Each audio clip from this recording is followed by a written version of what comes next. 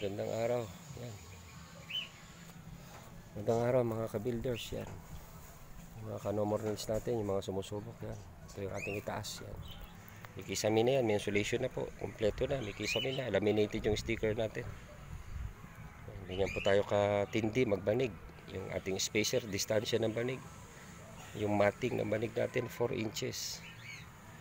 4 inches lang po yan. Naglagay na tayo ng ano natin, sidings. Yan po para hindi delikado at di nakakalulat. Nasa third level na po tayo. Taas na po. Yan, palagi po huwag kakalimutan bago po magtali ng banig. Maglagay na po ng safety po. Yan, harang. Ito, kabilaan po yan para pag naglakad po, pwede humawak dalawa. Ito, bago magbuhos. Yan. Safety po palagi at hindi po biro yung dating sa third floor talagang ano po, mataas po para safety po palagi. Pag nagtatali po ng anilyo ay ng banig po, may ahawakan, may kakapitan. Pag nahilo, nangawit, nangalay, yan po, may hahawakan, kabilaan po yan.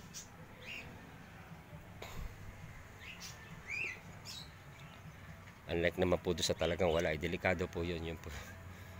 Kaya po nagkakaroon ng aksidente talaga. Hindi po sila muna-una nag-safety ang kanilang lulugaran. Ganyan, pag ganito pong portion, yan po, mataas ang malalim po yan. Third floor po. Okay lang kung mababa Iba po kasi ang ambience pag mataas na po yung level. Need na po natin talaga maglagay ng safety natin, yung harang, bakod. Temporary bakod. Yan po. Titibayan din po. Yan. Titibayan din siyempre. Yan po. Spacer natin. Sa anilyo natin 3 inches. Yung banig natin 4 inches. Yung matting. Ganyan po. Ayan. Nag-abang na po tayo ng tubig. Yan. May tubig na po. Yan na po. Papunta na po yun dun sa taas. Yun po sa ating CR. Yan. Yung guest CR. Exit CR. Yan. Pag may occasion dito po lahat yan, may CR na po doon, may linya na po ng tubig, yun na, linya na po, yan, connect na po siya dito, yan, sa ating nilinyahan, abang na po yan. Lagyan na tayo ng dowels, 40-40 pa rin, yan, ganyan po palagi, wag magsi-shortcut ng pagdadowel, building standard pa rin, 40-40, spacer.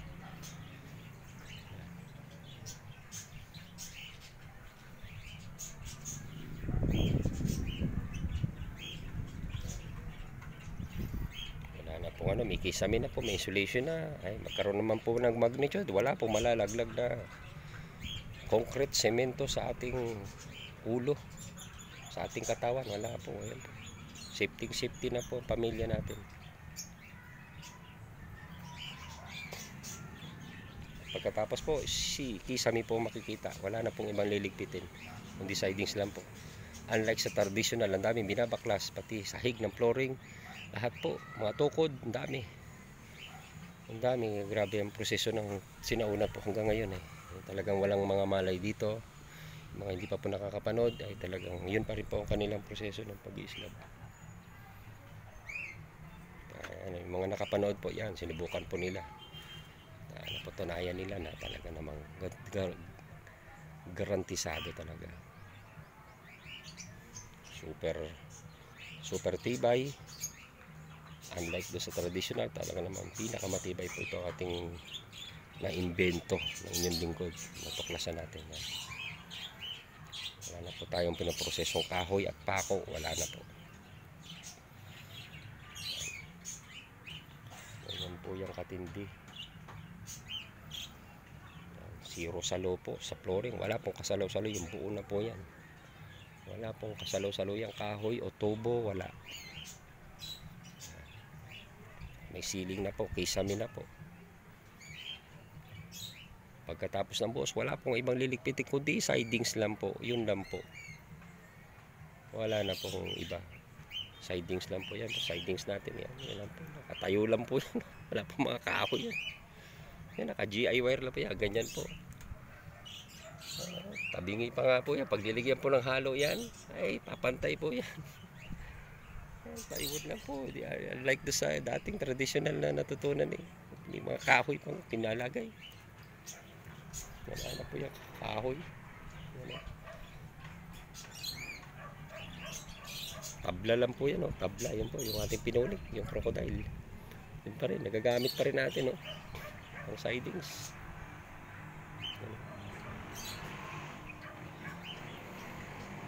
Iba natin to, yung mga sidings natin, mga beaverfly po yun, brand, yan. Matitibay yung mga beaverfly po.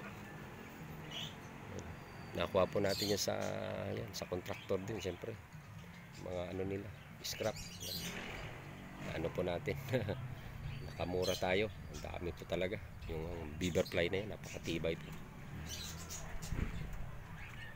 Isa sa pinakamatibay na yan po, plywood 1/2.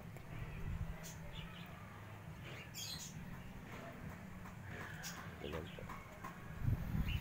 Insulation na, wala na pong init, wala na pong kupas, wala na pong tulo. Kisame na po, laminated na, ang ganda na, wala po. Yan. Wala pong kasalo-salo yan. Ganda po ng flooring natin, no?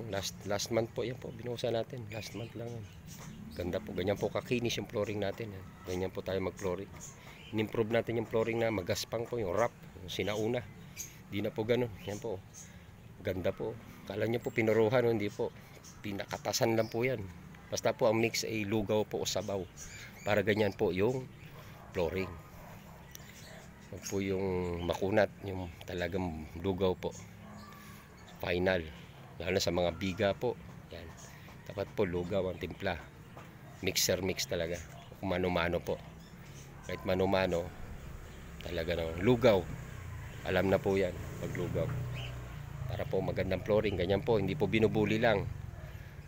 Pinapakatasan po. Kutsara lang po yan. Kutsara or rodelang bakal. Kaya ganyan po kaganda yung flooring natin.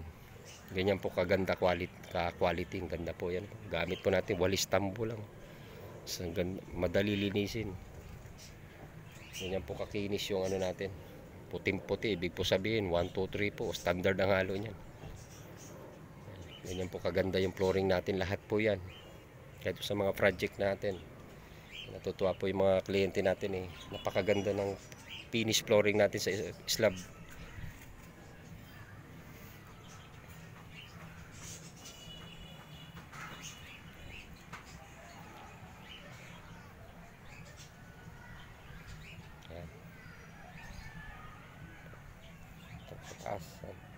Nasilip po dito po shade po. Pagdating ng time dito, shade pa rin po. Shade ng ating ito. Buhos pa rin po. Yun last. Final na yun. Yan to, sidings pa po ito. May sidings ng barikada ng hollow blocks dito. Then grills na po yan. Yan dito, puro grills na po yung harap niyan. Gandun, 20 feet. Sambo po. 21 feet po. Yan. Pero 20 feet po. Saktong-sakto po. Isang buo talaga. Saktong-sakto.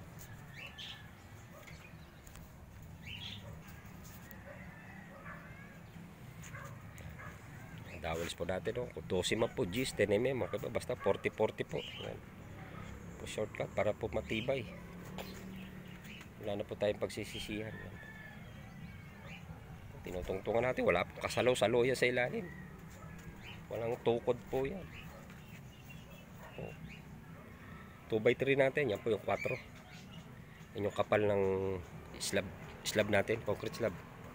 4, 3. Yan po yung 3, 2x3. 4 po yung buhos.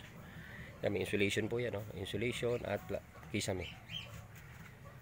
Insulation. Pinisin pa po yan. Siyempre, tatagusan ng tubig po yan.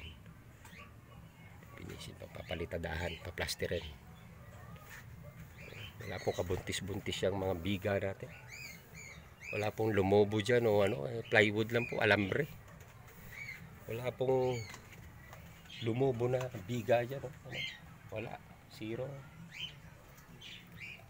Wala pong kahoy yan. Bakit po walang lumobo, walang bumuntis? Kasi po ganyan po spacer ng anilyo. Unlike po dun sa yan, traditional na talaga lumobo yung poste pag binuhusan. Kasi po layo-layo yung spacer. Yan po yung laminated natin. Siyempre, laminated sticker. Kisame. Walang salo po, walang tukod, bakal, kahoy, wala. May wire na po yun. May wire na. Ito beam natin, oh. Tanya, wala katukod-tukod yan, oh. Yan po, nakaset up na yung tubular. Yan po, purpose niyan. Pag nag-grills yan, may pagkokonektahan na. May pagkokonektahan na yung ating grills. Yan po yung purpose niyan. Unlike po doon sa traditional, ay ang dami pong chichiburits yung gagawin doon. Magkaroon lang ng ano, kukonektahan ng brace ng mga ano, ng mga bakal. Yan po, nakahirap-hirap mag-grills. Tatap lang po sa tubular na ano natin, slab. Ito po, yung baba niya traditional. Yan po, problema tayo dyan kasi kung ganito po yan ay talaga naman dami pong prosesong gagawin doon. Kasi sinauna po yung ano nun, hindi pa po natin nadidiscover nun yung ito, ganito.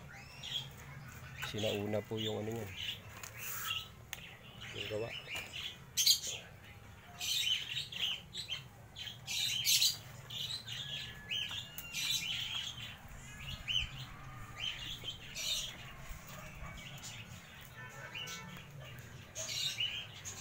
Ganyan po yung katindi.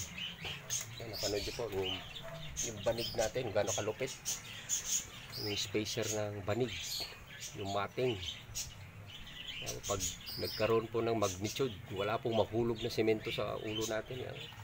Wala po, kisame po yung makikita nyo. Unlike po doon sa traditional, semento lang po. Gastos pa uli kayo ng kisame. Yun lang po, traditional. Hanggang ngayon, ganoon pa rin ang proseso po. Yung mga walang nakakaalam sa ganito po. Yung mga nakapanood po, yan talaga, sinusubukan nila. Talaga namang wala stick daw eh. Malinis po, walang salo, walang nakatukod. Walang nakaano dyan, nakahoy, wala pong kakahoy, zero yan. Pako, wala rin. Scroll lang po, ini-scroll lang natin yung mga ano yun. I-scroll lang po yun. Binuhusan natin, wala pong gaganon yan. Walang lulubo dyan. Kasi po, bakit? Kasi yung anilyo po natin, yung malupit natin pag-anilyo, yung spacer. Kaya wala pong kawala yung concrete. Wala po siyang kawala talaga. Ganun ka tindi. Ganun na siya ka-heavy. Kasi po dahil sa proseso ng anilyo. Unlike dun sa sinauna, layo-layo, tinitipid yung anilyo. Kaya pag binuhusan po, bulwak. Yan po. Yan, bakit po yan yung in-improve natin? Bakit walang buntis, walang lobo? Yan. Walang wasak na pag binuhusan. Yan po. Kasi ganyan po tayo mag-anilyo. Ganyan tayo kabagsik mag-anilyo. Tsaka yung spacer ng ating yan. Siyempre yung banig. Yan po. Wala pong ibang liligpitin. Pagkatapos buhos yan, mga sidings lang. Sidings lang po. Wala na. Mga kahoy, mga tukod. Wala po yan. Ano po. Kisame po yung makikita natin. Hindi po slab. Kisame. Sidings lang po yung tatanggalin yan. Sidings. Release yung GI wire. Tatanggalin lang po sidings. Yan lang po. Wala na. Tapos na po yung kisame. Tapos na. Double ceiling, wala na pong problema rin. Itatapla lang yung hardiplex o kisame. Wala na pong kahirap-hirap yung mga mason, mga carpenter natin na magagaling sa kisame, kublight. Wala na sila kahirap-hirap mag-ceiling. Oh. Unlike dun sa traditional, sa sinauna, ang daming materialis. Kasi sinauna po yun eh, talagang ang dami pong materialis doon para mapatibay lang nila yung yung kisame. Lalambitinan pa nila yan. Siyempre kailangan matibay yun. Ito po yan. So uubod ang tibay po. Tatap lang. Uubod ng tibay po. Mas matibay pa sa mahigit ay. Nako. Gano'n siya ka-heavy. Tatap lang po.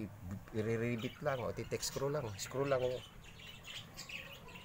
Sambuo po. Sambuo sukat. Ganyan po. Mag-level ang natin. Naka-level po yan. Yan po, palagi, yan lang, magpe-prepare ng tubular yan, ililibel lang po yung gitna niyan bago sa header. Ganyan lang po. Ililibel lang po. mga biga natin. Wala pong kalobo-lobo yan, buntis, wala. Pero walang kawasak-wasak yan. Plywood lang po yan.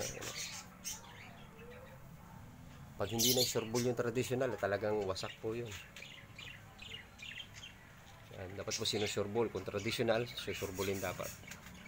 Problema kasi layo-layo yung anilyo, kaya po ganun. Yun hindi nila naiisip. Dapat po pang building standard yung spacer ng anilyo. Huwag po yung porky bahay, ganun. Dami natin nakikitang ganun. Pag bahay-bahay lang, grabe yung tipid ng bakal. Yung napanood natin ng mga videos, yung mga nagmagnitude sa dito sa parting Mindanao. Ganda ng bahay, ang ganda ng finish. Nung lumindol ay talagang parang walang bakal eh. Dinaan lang sa magandang furnishing. Pero yung nilalaman pala ng structure eh, grabe yung pagtipid ng kontraktor sa bakal. Ganda pa naman ng mga poste, mga bilog. Circle talaga. Yung pala minagic yung bakal. Kaya nung nagmagnitude talaga namang parang inano lang eh. Kaya dapat po ganoon pag anilyo ng poste, yung spacer noon dapat maaari 3 inches po, ganun katindi. Kung katulad po sa ginagawa sa tulay, mga tulay, mga building, yan po, kikita nyo po doon, ganun po dapat pagdating sa bahay, ganun din. Ganun po ang spacer. Yun po yung ginagawa na natin. Kasi wala na tayong kahoy. Wala na tayong kahoy, pako, wala na. Kaya doon tayo bumabawi. So, doon natin dinadala sa bakal. Pagpoposte, pag-anilyo ng poste, pag-anilyo ng biga. Ganyan po yung katindi. Bakit po walang wala siyang react. Wala siyang kapalag-palag. Wala siyang kawala. Kasi ganyan po kabagsik yung niyan, anilyo niyan. Ganyan po katindi yung loob niyan. 9mm, okay lang. Basta po 3 inches. Huwag po yung titipirin. Huwag na po ganon. Yung sinauna, huwag na ba. Kahit sa traditional pa po ang gawa, huwag na titipirin sa anilyo, pati sa poste. Dapat po ang distansya niya 3 inches. Alam naman po nila yan eh. Pag ang anilyo layo-layo eh, kahit pa po 10mm yan eh. Iba po yung magnitude, yung lindol. Iba po yun eh.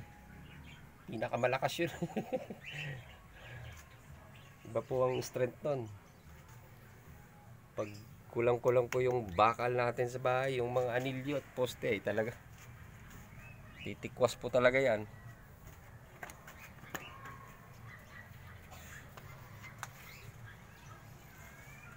Ganyan po yung ka-heavy. Yan, pag nabuhusan na po yan ay yung bigat po ng slab ay pagtatawanan lang po ng tubular eh. Mabigat po ang slab eh, talaga gravel insan eh, semento yan eh, tubig pa. Kaya ganun po yung kabigat. Tataka sila, napakabigat ng slab pero walang salo. Yan, walang kasalo-salo po yan. Ang bigat po ng slab, totoo. Pero nagtatawanan lang siya ng tubular natin. Kanang bigat niya. Naka-screw po, huwag kakalimutan palagi screw ang plywood. Yung kisame natin. Yan, black screw, 3, bali 6. Depende po sa haba. Yan, yung mga sumubok na yan, napanood natin kung kuha nila. Na sinishare natin yan. Para mawakasan na nila yung magastos na sa traditional sa pagproseso ng slab. Millions so pa pong wala nakakaalam sa ganito. Hindi po yan steel deck. Kisame po yan. Kisame. Kung sila uubra dyan.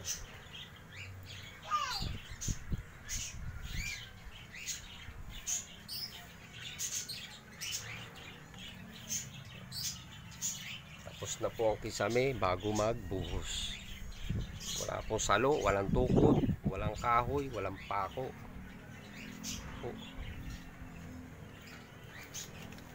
Yun po yung nawala. Yun po yung nawala. Yung magastos na yun. Yung magastos na kahoy, pako, tagal ng labor. Yun po yun, oh, tinanggal natin. Wala po tayo ibang bubusisiin kundi yan lang po.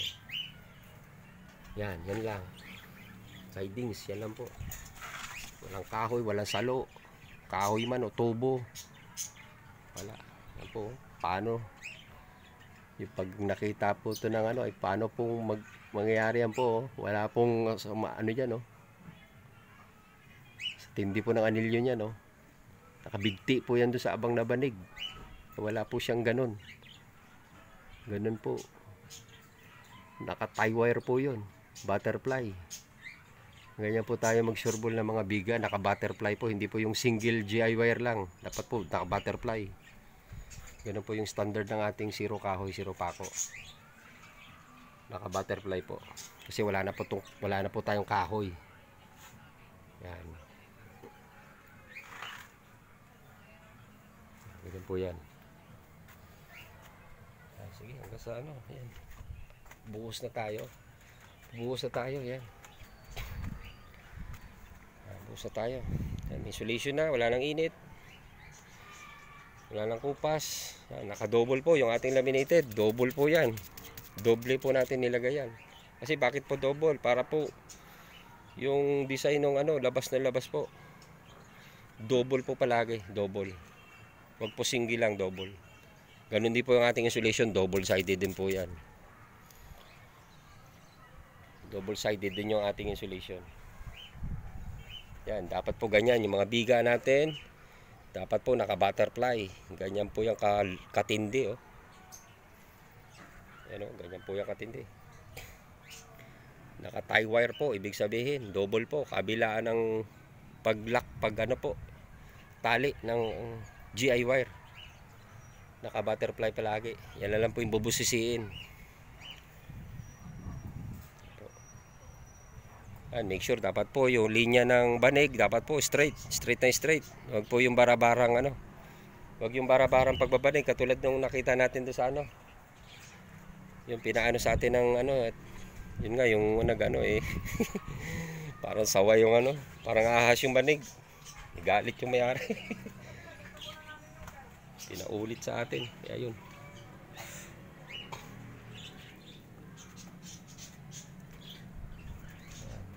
Titingnan po muna ang pating ng side dito ng ano, ng banig. Titingnan mo na yung side. Yan, tumingin muna sa side bago tali. Huwag yung nakatutok. Kasi traditional yun eh.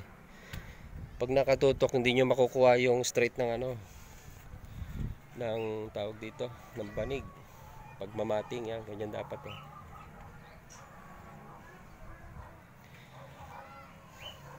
Yan, yan. Yan po, alas 6 na. Yan pa rin yung maganda natin flooring. Siyempre yung last mat natin binuhusan, yan pa rin po. Ganda ng flooring, ang kinis. Talaga naman, lugaw po ang mix ha. Pag kahit mano-mano po, lugaw. Para po ganyan, ang flooring, makinis, pino. Hindi po magaspang, hindi rap. Pagkatapos mabuli yan, kutsara lang po yan o rodel ang bakal. Yan lang pong ginagamit natin dyan. Kaya po ganyan kaganda yung flooring yan. Kala nila, no, sa mga project, kala nila pinuruhan eh. Kasi ang kinis eh. First time nila makakita ng flooring na napakaganda.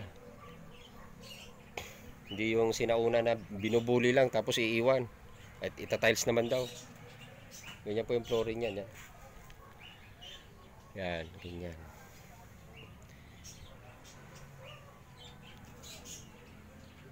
Ganyan po yung kaganda ang flooring. Walis tambo, ang ganda linisin.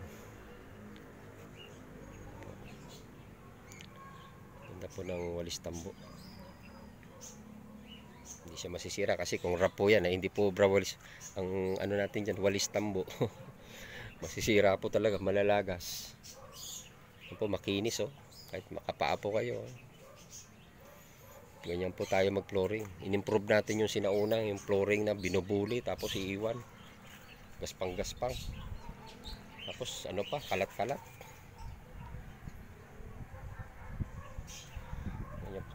Ganyan po natin yan pinoproseso. Kasi wala na po tayong kahoy. Wala na yan. Lahat ng mga traditional na mga ano, mga error in-improve po natin. i-improve natin yan.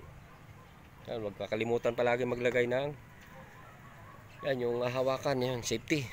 Kahoy o bakal o kung ano po. Yan po yung kahoy, ginagamit lang natin pambakod yan sa slab. Pang dito po yan, pambarikada, hawakan.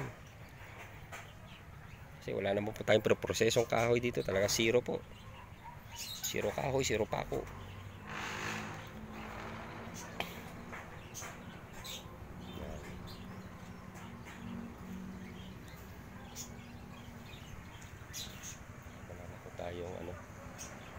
Wala po tayong pangamba. Yan. Pagkatapos buhos, wala na po kisame po. Wala po ibang liligpitin kundi yung mga sidings. Ito po sidings, kabilaan sidings doon, dito sidings dito. Yan. Wala na po, tapos na po ang kisame. Tapos na, may design na po, naka-laminated sticker na, at naka-insulation na po yan. Yan. Living na po yan, lifetime na po yan sa buhos.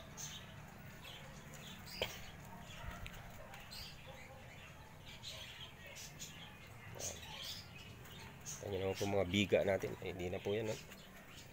4 inches lang po yan. 4, 3 bin. 4 tsaka 3.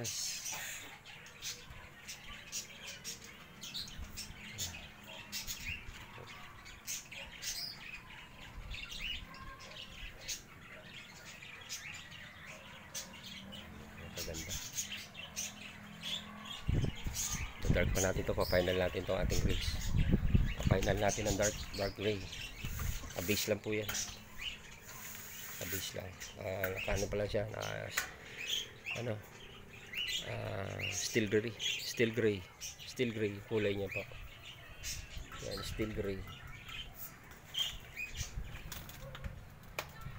Pinisin pa natin ang dark niya. Ganyan po, yung dark. Ito dark gray, dark choco. Ito yung dark choco brown dark. Choco brown dark po yan. Para po yan, labas na labas yung kulay ng ating laminated. Ito po dark gray. Ito din po black. Yan talaga black. Quick dry enamel black. Okay din po yun.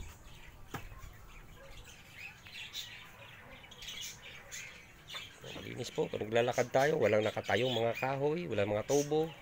Unlike po dun sa sinauna ay talaga punong-puno po yun.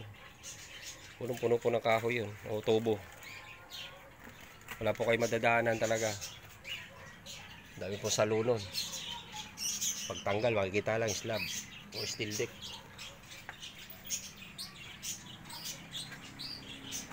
Okay, sa susunod natin update at magbubuhos na tayo. Update natin yung pagbuhos natin. Okay.